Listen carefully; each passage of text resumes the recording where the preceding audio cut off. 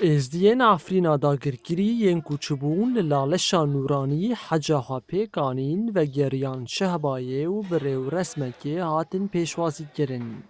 Kurdên Êzidî salane şeşê cotmehê ji bo pêkanîna hecê diçin lalişa nûranî û danzdê heman mehê jî vedigerin.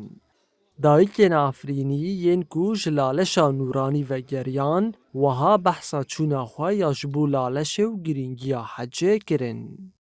خیر چما حجا خو قربان من خیر حجا خو کر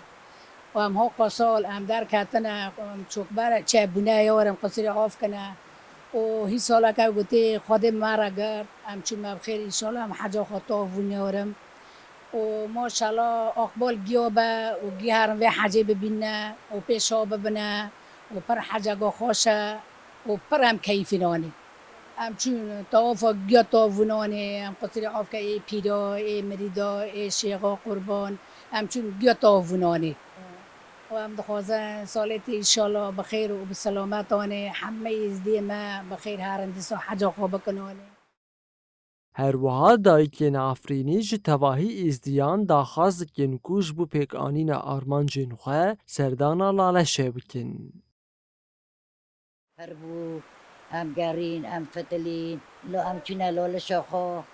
و ما تجارت نشتن ما تدار نشتن ما گرین ما کبری سیبانی ما گلوک شیخو دیانی ما تبرکانی ما آویستم زمزم موانی همه جی هر نه حجی خو